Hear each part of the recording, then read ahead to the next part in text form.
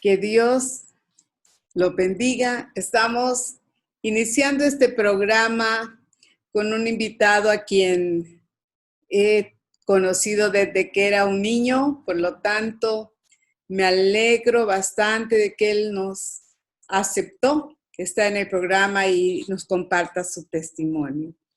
El licenciado en Administración de Empresas y máster en Finanzas, Alfredo Escalante, con nosotros. Bienvenido al programa, Alfredo.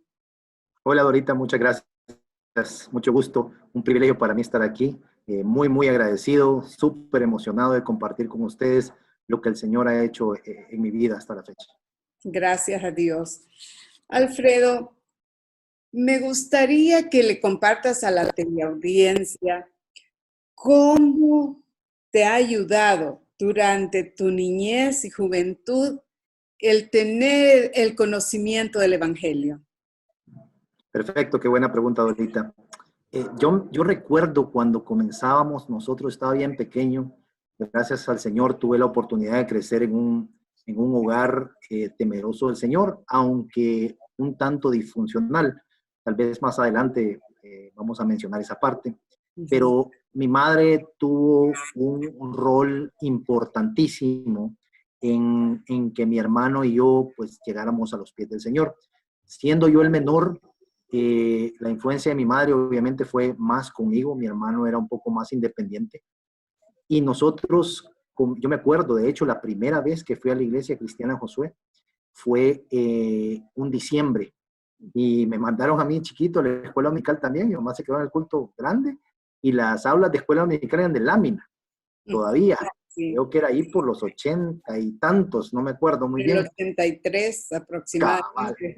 Cabal. Y yo vivía a 2 cuadras donde está la iglesia. De hecho, ahí crecí. Mi mamá siempre fue súper enfática en la palabra del Señor.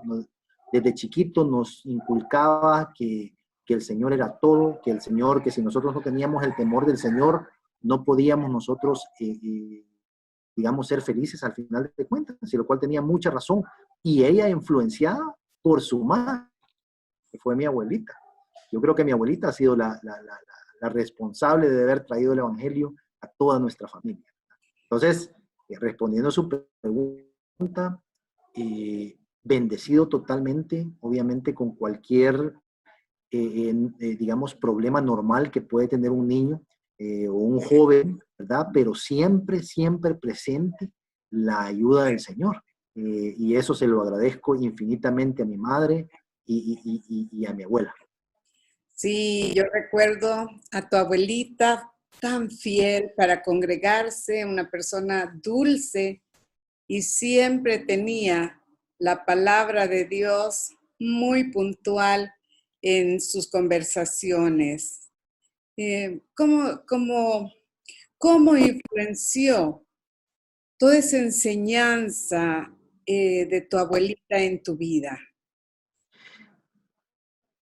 Yo recuerdo que mi abuelita nos llevaba a mi primo y a mí, que tenemos la misma edad, y íbamos siempre, ella siempre estaba buscando dónde escuchar la palabra de Dios. Y eso yo hasta este momento lo admiro mucho. Nos llevaba a vigilias, nos llevaba a cultos, nos llevaba a convivios, a pie, ahí cerca en la colonia campestre. Me acuerdo que antes no había ningún problema, pues, de andar a pie y todo.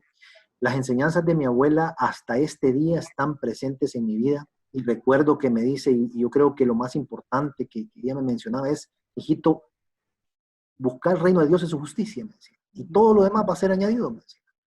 Y a veces uno de niño como que no entiende, ¿verdad? Y dice, sí, usted solo me dice eso, pero uno no lo hace real, no cree que es verdad.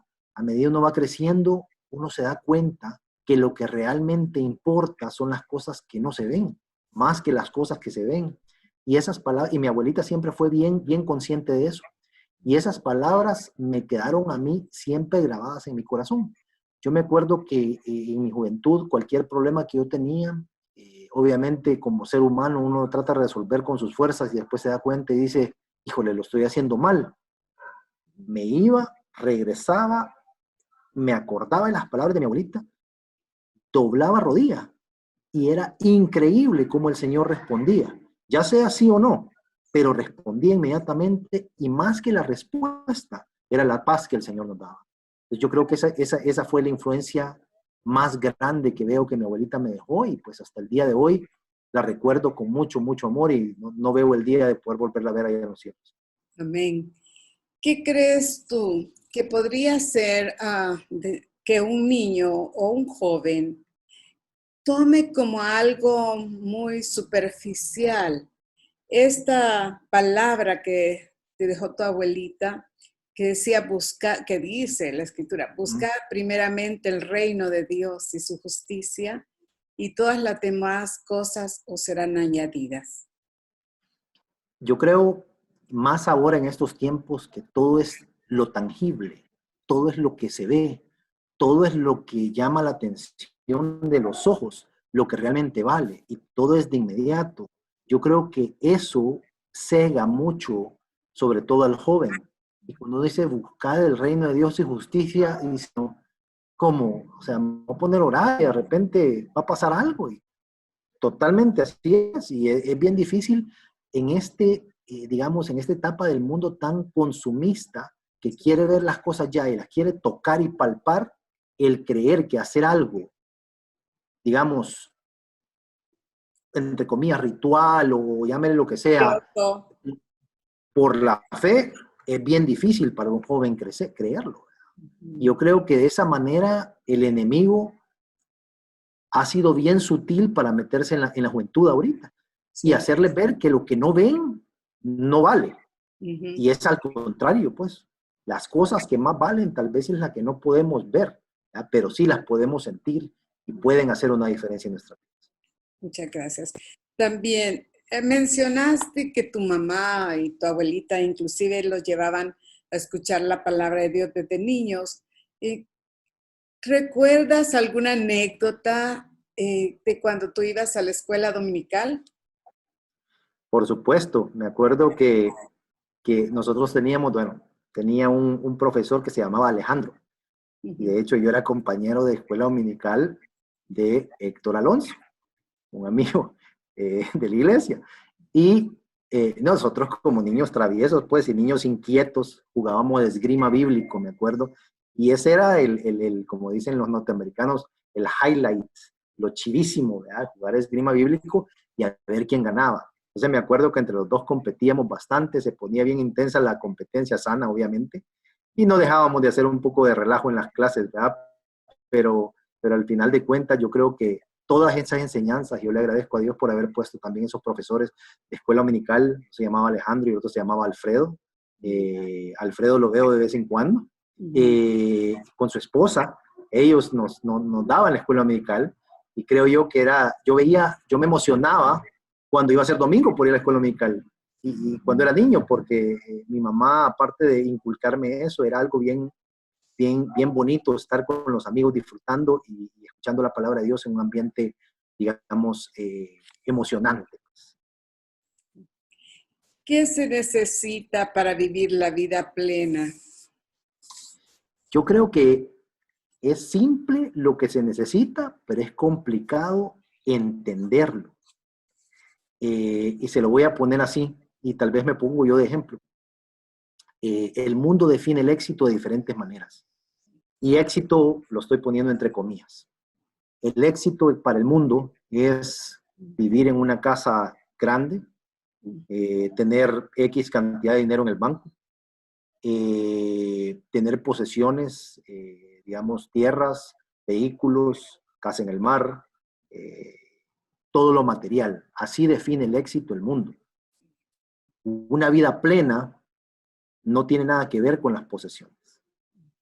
Una vida plena tiene que ver con el interior y tiene que ver con qué llena tu corazón.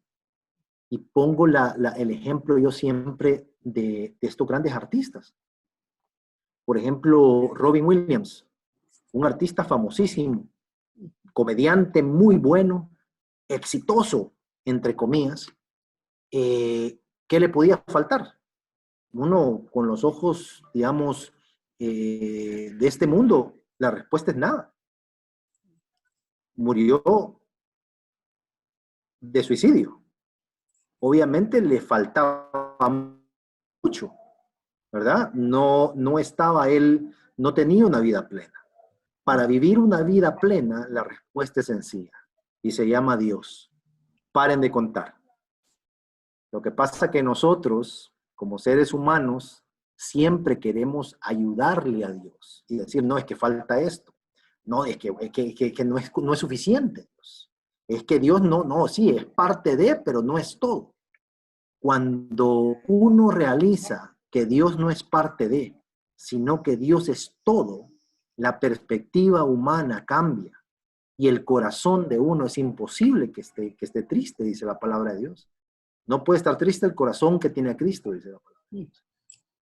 Desgraciadamente eso cuesta entenderlo y hasta que uno tiene cierta madurez y le han pasado tantas cosas y ya se dio cuenta, y aunque todavía le han pasado cosas, todavía vuelve uno, no, espérate, que voy a tratar de ayudarle a Dios un poco, pero no es así. La vida plena se resume en Dios, hermano. Sí. Y así, ahí terminemos de contar. Así es, porque se puede tener todo el éxito que el mundo determina como éxito, como tú has dicho.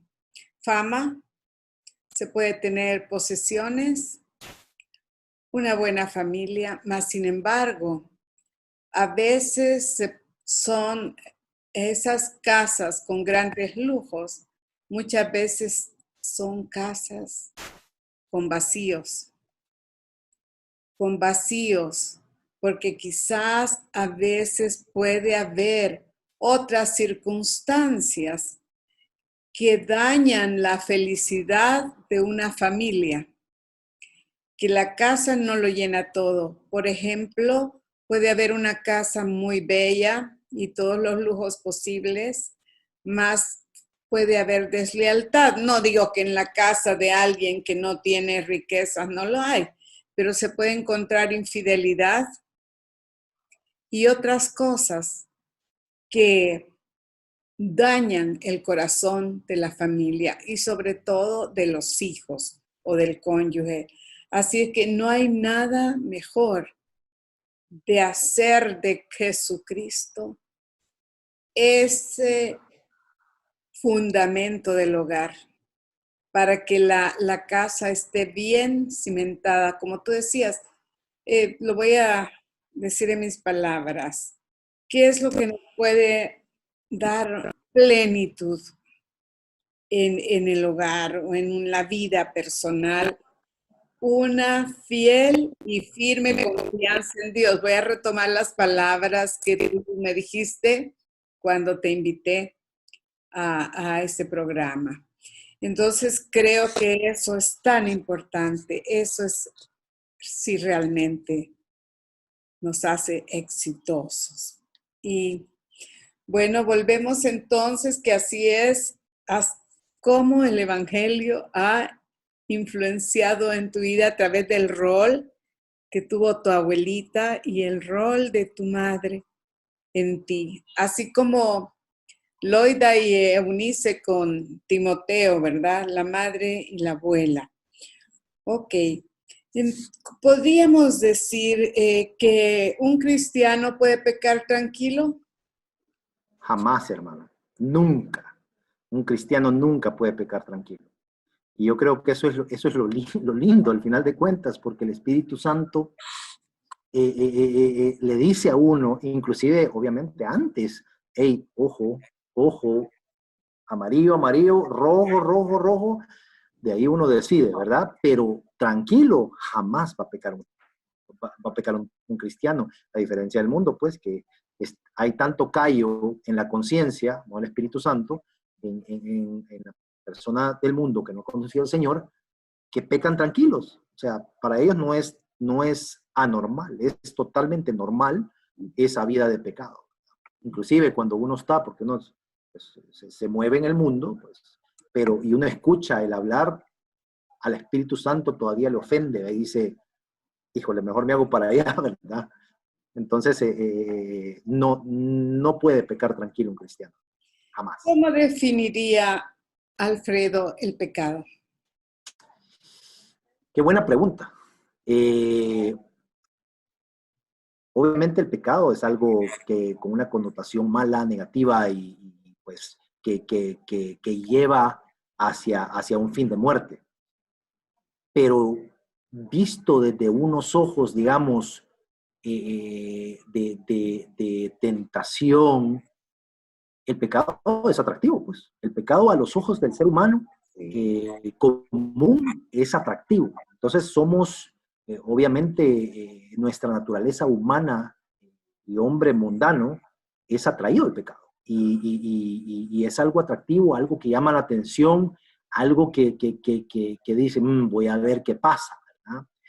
Y eso es lo peligroso, ¿verdad? El pecado.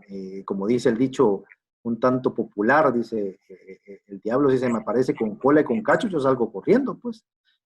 Pero si es algo que él es sutil, ve por dónde se puede meter, analiza la situación y así convence a tanto joven ahorita que hay metido en pandillas, a tanto joven que hay metido en tantas cosas que no deben hacerse por el tiempo en el que están o por el lugar en el que están, y el diablo los convence que son cosas normales. Entonces el pecado, aparte de ser pues muerte y todo, es peligroso porque es sumamente atractivo para el hombre. Y destruye. Destruye, Totalmente. no Muerte. solamente hablando en lo que es el aspecto espiritual, pero el pecado destruye. Destruye a la persona en el aspecto moral, pero también en el aspecto físico. ¿Qué has visto tú en este mundo? ¿Qué caso podríamos mencionar? O sea, casos en que podemos ver, no específico de una persona, sino en general, casos en que podemos ver cómo el pecado ha destruido a personas en el sentido físico. Pues no vayamos tan lejos. Los famosos cantantes, ¿verdad? Los famosos estrellas populares, llámese de televisión, de música o de diferentes ámbitos, se ve más en la música. Toda esa gente que comienza, jóvenes que comienzan a ser estrellas, digamos, de cierto género musical, comienza el pecado a abordarlos, el dinero, la fama, la fortuna, todo lo que es palpable y lo que se ve, que endulza la mente y el oído, y al final de cuentas, yo le hago un reto a las personas que nos están viendo, que busquen el antes y el después de cualquiera cantante secular, de grupos, ya sea de rock, de música popular de cualquier tipo. Les garantizo que en el antes ustedes van a ver una persona, pues un joven, un buen semblante, ¿verdad? Haciendo su talento. Pero ya al final lo que se ve es precisamente la destrucción del pecado. Llámese drogas, llámese alcohol, llámese desvelo, llámese infidelidades, fornicación, cualquier cosa. Eso al cuerpo visualmente lo afecta. ¿Y solo a Whitney Houston, gente famosa, Alfredito, o también no, le para nada. podría suceder a alguien en el anonimato, alguien que esté en el anonimato, ¿le podría suceder algo así? Claro, claro. De hecho, menciono lo famoso porque es lo que podemos ver y lo Sí. podemos buscar. Pero por supuesto, yo conozco varios casos de personas muy, muy inteligentes, brillantes, ¿verdad? Que se dejaron llevar por el otro lado y pues terminaron en un fin de muerte, ¿verdad? Totalmente desgastados físicamente, intelectualmente, moralmente, ¿verdad? Y se refleja en esto, en lo físico al final de Sí. cuentas. Y personas que más fue destruyendo su vida al punto que terminan como indigentes. ¿Cuál fue tu mayor desafío en la vida? ¿Cuáles han sido tus mayores desafíos? Dividámoslo en tres, creo yo que de niñez, juventud y mi estado actual. Digamos, yo creo que la niñez, yo como mencioné al principio, vengo de un hogar quebrado, digamos. Mi papá y mi mamá no, yo no tengo la figura de familia, no tengo la figura de sentarme en una mesa con mi papá y mi mamá y tener una cena bonita y platicar como familia, no la tengo. Pero más adelante vamos a ver el propósito de Dios con eso. Mi papá vino de Alemania en los años 60, conoció a mi mamá, pues después se acompañaron y pues nacimos mi hermano y yo, pero fue un hogar, digamos, no funcional, ¿ve? O sea, separado. Me acuerdo yo que mis vecinos tenían eso. Todos los vecinos, el de la par, el de frente, tenían papá, mamá y los 2 hijos. Y yo veía eso y yo decía, chiquito como estaba yo, 7, 8, 9 años, yo decía, yo quiero eso cuando sea grande. Yo quiero que mis hijos se sienten en una mesa conmigo a comer con su mamá y con nosotros y salir con mis hijos. Me acuerdo que mi vecino, que para mí era un ejemplo, salía con su familia todos los fines de semana. Él, su esposa y sus 3 hijos. Yo creo que en la niñez el mayor desafío que yo tuve es ver precisamente eso. Ver que no estaba en un hogar normal, entre comillas, y que mi papá tenía otro hogar fuera del hogar normal que yo esperaba, pues. Entonces, esa confusión, como que a un niño no le termina de cuadrar. Mi hermano en ese momento, él estudiaba en Estados Unidos y yo me quedé aquí, entonces yo era presencialmente el que absorbía todo eso. En la niñez, me acuerdo yo que cuando me sentía triste y todo, yo oraba y mi abuelita oraba conmigo. Vení, oremos, hijito, me decía, y orábamos con mi abuelita y eso nos daba fuerza. Fíjense, hasta ahora que uno viene a realizar que tanto esas oraciones ayudaron a sanar o a poner una capa protectora en el corazón de un niño, porque se pudieron haber desenlazado tantas cosas malas en mi juventud, que Dios tuvo misericordia, que no pasaron, gracias a Dios. Gracias. Eso es en mi niñez. Gracias a Dios. Sí, hermano. Sí, a medida que fue entrando a la juventud, ¿qué otros desafíos vinieron a tu vida? En mi juventud, hermanita, yo me acuerdo que cuando yo pasé, digamos, de la niñez a la juventud, como a los 16 años, digamos, a mí me gustaba mucho jugar en la calle, me gustaba mucho andar en patineta, me gustaba mucho estar con mis amigos en la calle. Yo veía que también era diferente. Era diferente porque yo creía en cosas distintas. Entonces me quedaba como, entonces lo que estoy haciendo es bueno o malo, ¿verdad? Estoy en lo correcto, ¿no? Entonces ya comienza uno a cuestionarse si realmente lo que uno hace es lo que debería estar haciendo en vez de otras prácticas que hacen otras personas que tal vez no se ven malas, pero que no sé si lo que estoy haciendo. Lo bonito era que siempre que llegaba a mi casa yo tenía el soporte y la reafirmación de mi abuela y mi mamá diciéndome, esto es lo bueno. Los domingos y los sábados en la sociedad de jóvenes también me reafirmaban que era lo bueno. Y ya con el temor de Dios en mi corazón, yo acepté al Señor cuando tenía 7 años, con el temor de Dios en mi corazón, eso me decía, este es el camino, y el Espíritu Santo me decía, aquí es por donde tenés que ir. No digo que no me salí del camino, no digo que no me confundí, no digo que no dije, no, esto quizás no, por supuesto, todo eso pasó. Y les digo a los jóvenes, va a pasar. Pero lo importante es que usted sepa que al final de cuentas Dios es su todo. Y si a uno, a veces las circunstancias de la vida lo llevan a un lugar a otro, generalmente es para una enseñanza más grande y para que uno pueda decir, hey, de veras, esto de verdad vale lo que realmente es.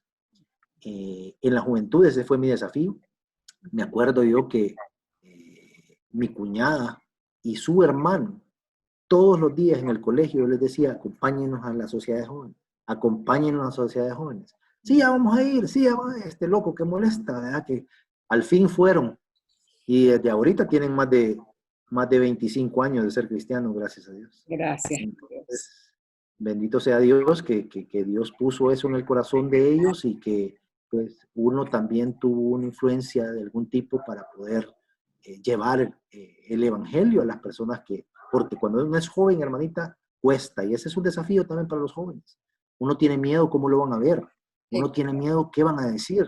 Entonces, yo le motivo a los jóvenes, miren, eso queda en tercer o cuarto plano, que no les importa qué van a decir. Les garantizo que cuando el tiempo pase, se van a dar cuenta y decir, hey, aquel tenía realmente la razón. Y ahora estoy viviendo una vida plena porque le escuché a aquel que yo le decía loco en aquel entonces. Entonces eso paga.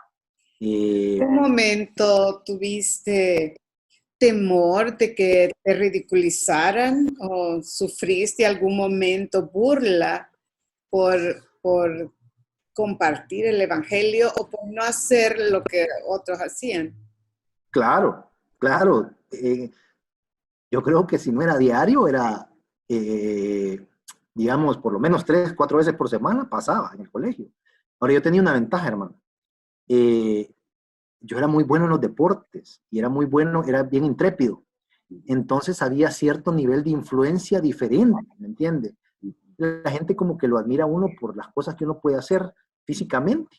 Y además, este está hablando esta locura, pero mira, es bueno para esto. Entonces, había como una combinación que el Señor me permitió tener para que esa burla y todo no me bajara, sino que al contrario me diera más fuerzas para seguir. O para hacer un equilibrio. Porque Exacto. a veces piensan que el hecho de ser cristiano, que somos gente rara, que no va a practicar deportes el joven porque es fanático religioso o lo que sea. Pero qué bueno que tú has practicado el deporte y eso ha sido un instrumento para que tú puedas compartir la palabra de Dios y lo que significa en la vida de un joven la palabra de Dios lo pudieron ver a través de tu vida. Tuviste que salir para Alemania. ¿Qué sucedió? Como todo joven inquieto, yo me acuerdo que, bueno, yo estaba, para darle un poquito de contexto, a mí me encantaba surfear. De los 14 años en adelante, yo creo que iba 4 veces por semana al mar, ¿verdad? Cuando podía, después del colegio, cuando tenía chance, iba. Cuando me gradué del colegio, comencé la universidad y como tenía un poco más de libertad, porque ya no eran horarios todos los días, sino que iba así a mi horario, podía yo disfrutar más de lo que tanto me gustaba, que era el surf. Desgraciadamente, el enfoque mío era más en el surfear que en los estudios. Después de un par de meses, mi papá vio que como que no estaba yendo en la dirección correcta y me dijo, mira, ¿qué te parece si te vas un año a Alemania? Y yo, qué chivo, pasear, ¿verdad? Que no, me dijo, a trabajar, me dijo. Bueno, dije yo, bueno, probemos. Mi papá me mandó donde una familia de Alemania, que tenían, me acuerdo, una fábrica de embutidos. Y ahí me tocó trabajar. Me tocó trabajar por un año, solo. No conocía absolutamente a nadie. No tenía amigos, no podía hablar alemán. Hablaba inglés, pero me contestaban en alemán, así que igual de perdido, ¿verdad? Tenía también, pues, el lugar no lo conocía, no sabía cómo moverme, bueno, en resumen, difícil. A los primeros 2 meses yo me quería regresar, decía, no puede ser, de esto no aguanto, pero mi mamá me dio un consejo bien grande. Me dijo, mire, me dijo, usted cuando haga un compromiso, cumpla. Dios al final le va a decir cuál es la enseñanza. Yo sé que está pasando momentos difíciles, pero así es la vida. Sentí duro, ¿verdad? Pero en ese momento yo me di cuenta que no estaba solo, que también estaba Dios conmigo. Amén. Entre trabajo y todo, a los 6 meses ya podía hablar alemán. Ya me desenvolvía súper bien. Iba a una iglesia allá. Cuando podía, los domingos iba, después no podía ir algún domingo porque me tocaba trabajar, pero al final de cuentas, esos momentos a solas son los momentos en que uno dice, Dios es suficiente. Después de cierto tiempo, pues me tocó regresar. Cuando regresé, el Señor me habló y me dijo, mira, tú tenés que ser una persona responsable. Entonces, está bien que te gusten los deportes y todo, pero tenés que ser una persona responsable. Posteriormente al venir me puse a estudiar, me dieron una beca a una universidad en Nicaragua, de la Universidad de Nicaragua me dieron una beca para una universidad en Estados Unidos y ahí saqué, gracias a Dios, mi carrera en administración de empresas. Bendito sea el Señor. Gracias a Dios. ¿Por qué te gustan los deportes extremos? Qué buena pregunta. Fíjense que desde que me acuerdo yo, no sé por qué, siempre me gustaba el factor riesgo. Como que me daba un extra, ¿Satisfacción? cabal, una satisfacción extra. Por ejemplo, yo era el que más arriba se subía a los palos cuando estaba chiquito. Yo era el que se dejaba caer desde el muro más alto. Yo era el que daba 2 vueltegatos antes de caer a la piscina. Entonces, todo eso yo creo que cuando me presentaron en la patineta, dije yo, puchica, aquí sí me voy súper bien, este es el deporte para mí. Entonces, comencé a ser muy bueno en patineta. Me acuerdo, tuvimos un par de competencias, me quebré el brazo, un montón de cosas que pasaron. Y posteriormente mi hermano me introdujo al surf. El surf, otro rollo. Sí, el surf se da mucho a una vida bien bohemia, pero nosotros, gracias al Señor, estábamos cubiertos con una como burbuja. Me acuerdo que íbamos entrando con mi hermano, y había otras personas en la iglesia que se llamaba Alan Dale también, en aquel tiempo, si se acuerda, Dennis Dale y todo, ellos también surfeaban, entonces nos íbamos. Me acuerdo que íbamos en el grupito de cristianos entrando a surfear. Ahí decía, ahí vienen los aleluya, decía, ahí vienen los cristianitos, ahí vienen todos estos, pero a nosotros no nos molestaba. Y como era un ambiente de drogadicción y otra cosa, nosotros me acuerdo que llegábamos, surfeábamos, y no éramos malos, éramos buenos. Entonces la gente también eso, Señor, lo ocupaba para que la gente viera que el cristianismo no era un cristianismo aburrido, hermano. Y entonces salíamos nosotros, me acuerdo ahorita, que salíamos, nos tomábamos una Coca-Cola, desayunábamos y nos regresábamos. Y la gente, al contrario, se quedaba tomando cerveza, fumando otras cosas y se quedaba todo el día ahí. Entonces veían la diferencia. Me acuerdo una anécdota en una competencia de surf. Iba entrando con otro competidor que estaba compitiendo contra mí y en eso me dice él, ojalá me gane un muñequito, como diciendo, ojalá gane. Y yo a la par de él le dije, si le pedís a Dios y crees, te vas a ganar lo que tú estás pidiendo. Y esa competencia la gané yo. Entonces, ese fue un gran testimonio para la persona que me dijo eso, sin yo tener que decir una palabra. Entonces, todas esas cosas creo que Dios tiene un propósito en los deportes, en lo que estamos, ¿verdad? En el trabajo en el que estemos. Dios tiene un propósito para glorificarse en nuestros talentos. Cualquier cosa que hagamos, cualquier talento que tengamos, aprovechemos ese talento para que abra puertas y poder llevar el evangelio en cualquier oportunidad que tengamos. Eso es lo que el Señor quiere de nosotros. Y hasta ahora, tengo 46 años, todavía ando en moto, ya no corro, pero mis 2 hijos sí corren en moto.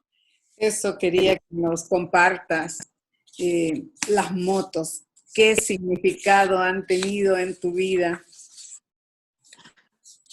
Yo desde el amor por las motos mío nació desde que yo tenía como 5 años. Mis vecinos, ellos, el papá competía en motos y les compró motos a sus 2 hijos desde chiquitos.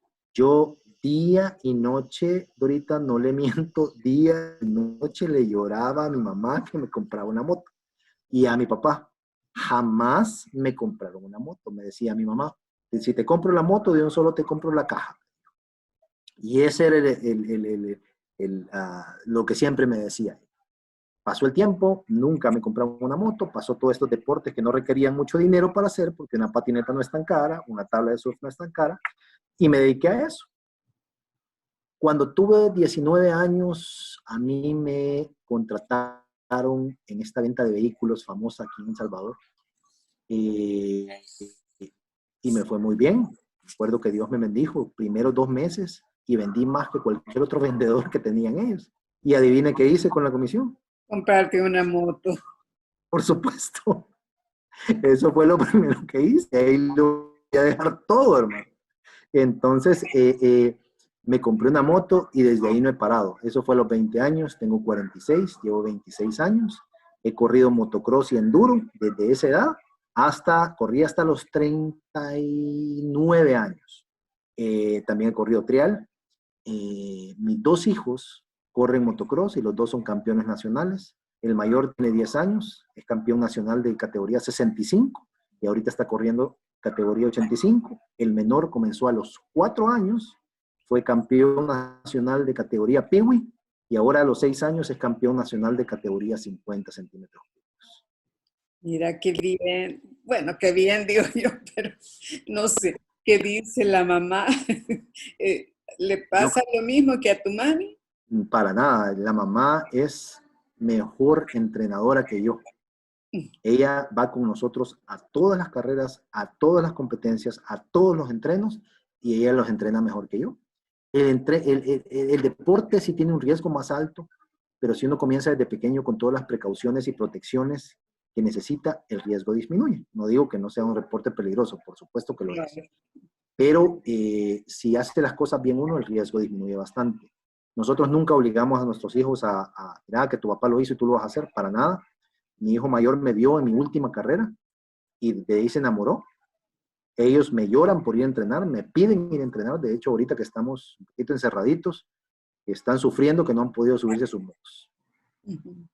Bueno, me alegra que puedes compartir todo esto con tus hijos que van juntos y ser prudentes también, ¿verdad? En todo. Y que gracias a Dios que Él te ha guardado, que tu Sí, mami no tuvo que comprarlo. Como dijo, te compro la moto, te compro de una vez tu funeral, ¿verdad? cabal. ¿Qué mensaje quisieras tú dejarle a los jóvenes? Sé que esto de parte de tu testimonio, pues estás dando un mensaje, pero si específicamente quieres dejarle un mensaje a ellos. Por supuesto, y es simple y sencillo. No se dejen apantallar. No se dejen apantallar por lo que el mundo ofrece. No se dejen apantallar por lo que se ve. Apantállense por lo que no se ve, por lo que de verdad vale la pena, por los castillos que se pueden hacer en el cielo, no en la tierra. Yo sé que es bonito tener un carro bonito, yo sé que es bonito vivir en una casa bonita, yo sé que es bonito tener una casa en la playa, pero eso no lo es todo y no llena. Después de un tiempo, eso se vuelve efímero.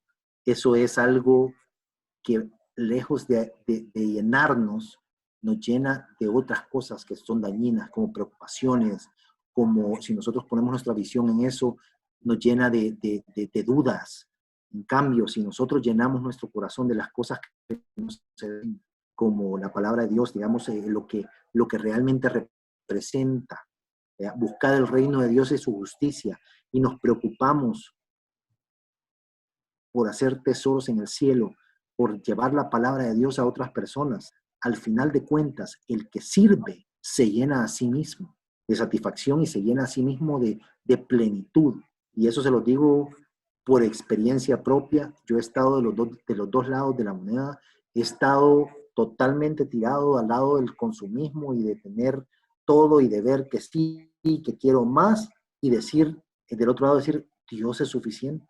Y créanme, que mil veces prefiero decir Dios es suficiente que tener todas las cosas que digamos apantallan al ojo, ¿verdad?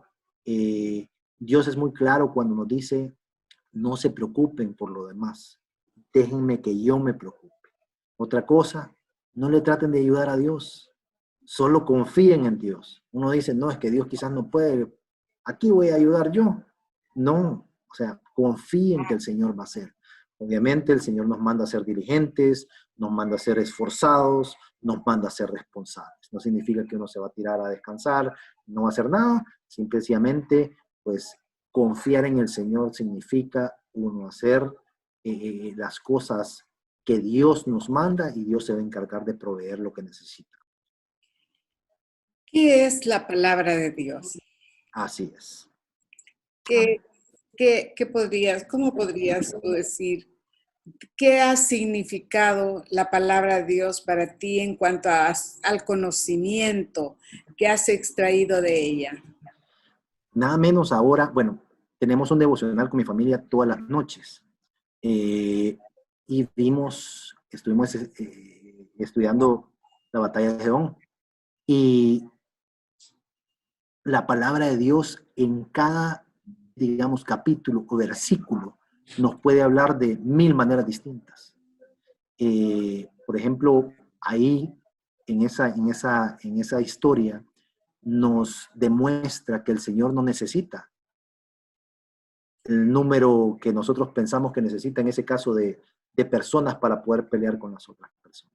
Al contrario, se quedaron con 300 hombres en contra de una multitud innumerable. ¿Y qué fue? Fue un éxito total, rotundo. ¿Por qué? Porque el Señor estaba detrás de eso. La palabra de Dios es poderosísima. Y ahora en la mañana estaba leyendo yo cómo, cómo la verdad es tan penetrante y la palabra de Dios es tan cortante que entra, dice, hasta cortar lo más profundo. Y no de una manera, sino que un versículo puede significar 5 maneras distintas y puede adaptarse a lo que está viviendo en ese momento, o puede adaptarse a lo que está viviendo un hermano en ese momento que usted puede llegar a ser, digamos, consuelo para ese hermano. Sí. Entonces la palabra de Dios es un timón. Sí, perdón. Es que la palabra de Dios hay un versículo que te puede hablar a ti en el momento. Por ejemplo, cuando Dios nos dice que no temas, que bienaventurado el hombre que pone su confianza en Dios, y te habla a ti de esa bienaventuranza o de esa bendición, cuando tal vez tú estás en expectativa de una provisión de trabajo, pero también bienaventurado el hombre que confía en Dios. Eso le puede hablar a una persona que está en esa expectativa de que va a formar un hogar o de que está esperando una bendición en cuanto a la salud, porque hay bendición, porque por eso dice la Escritura, bienaventurado el hombre que en Dios pone su confianza. Significa, es que esa bienaventuranza es más que dichoso, más que feliz, el hombre que en Dios pone su confianza. Y podríamos hacer quizás un paralelismo en cuanto a lo que tú has citado. Buscad primeramente el reino de Dios y su justicia, y todas las demás cosas os serán añadidas o vendrán por añadidura. ¿Qué le dirías tú, Alfredito, a un joven que ha perdido a su novia o a una señorita que ha perdido a su novio? Porque hay relaciones de noviazgo que atan tanto a la persona, entra la persona a ser tan dependiente del novio o de la novia, que cuando se corta esa relación, tal vez cuando él menos lo esperó, o tal vez cuando ella menos lo esperaba, se viene una ruptura de ese noviazgo y la persona se siente en un gran desastre. ¿Qué le aconsejarías? Eso se acaba el mundo, hermano. Ahí se acabó el mundo cuando pasa eso. Bueno, primero hay que estar claros que si eso sucede, hay que hacer un análisis y decir quién tiene el primer lugar en tu vida, ¿verdad? Porque en la juventud es bien fácil caer en un enamoramiento profundo y decir, no, tengo 16 años o 15 años y ya me casé y aquí está mi vida y todo. Que puede ser, pero hay que tener mucho cuidado y voy a ocupar una palabra un poquito fuerte, con idolatría, porque la idolatría no significa nada más adorar una imagen, sino que puede ser una persona. Yo me acuerdo que también pasé por esa etapa y uno comete el error de poner a las personas antes que al Señor. Y ahí está la raíz del problema, ¿verdad? El Señor, como lo dice bien el programa, es suficiente, hasta de más. Entonces, puede ser que una ruptura, se siente uno mal, se siente destruido porque alguien lo dejó de querer, entre comillas, pero, y está bien sentirse mal, pero el Señor Jesús es el todo. Y eso es lo que nos tenemos que enfocar.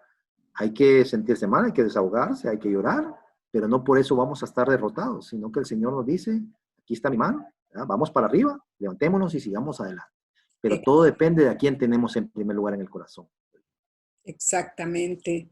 Llora, pero renueva tu ánimo en Dios, ¿verdad? Eso podemos decirle, que Así es. renueve su ánimo en Dios, que no, ciertamente estará como de luto, quizás cuando la ruptura es reciente, pero puede levantar su ánimo, que no se afinque en eso y que por esa razón después ya no voy a, quizás nunca voy a tener otro novio o novia, quizás no me voy a casar. No tiene que pensar en derrota, como tú decías. Exacto. Me gustaría, Alfredito, que tú hagas una oración por los jóvenes y puedas tú Por supuesto. identificarte ahorita con ellos, ¿verdad? Amén. Claro que sí. Si me acompañan, una pequeña oración. Señor, bendito Padre Celestial, te agradecemos infinitamente por tu misericordia, por tu amor, Señor. Gracias por tu cuidado constante, Señor, y por todo lo que nos das, Señor. Inclusive lo que no vemos, Señor, lo que no nos damos cuenta que sucede, Padre. Muchísimas gracias por eso, Padre. Te pedimos en el nombre de Jesús, de manera especial, por la juventud, Señor, de todos los países del mundo, Señor. Que seas tú, Padre Celestial, el centro del pensamiento, el centro del corazón de los jóvenes, Padre Celestial, para que puedan ellos saber lo que de verdad importa en esta vida. Que no se dejen deslumbrar por lo que el diablo y el mundo ofrecen, que son cosas pasajeras, que no duran y que no trascienden. Que sepan ellos que lo único que trasciende en este mundo es tu palabra y tú. Gracias, Padre Celestial, porque tú sabemos que por fe lo vas a hacer, Padre Celestial. Sabemos que tú estás consolando corazones en este momento. Sabemos, Señor Jesús, que tú estás consolando corazones de jóvenes en este momento que tal vez han tenido una juventud difícil con padres que no están juntos, tal vez con un noviazgo quebrantado, tal vez con problemas de diferente índole, de acoso o de peligro, Padre Celestial, y te pedimos, Señor, que seas tú siendo suficiente para esos jóvenes, Padre. Te agradecemos por tu misericordia, Padre Celestial.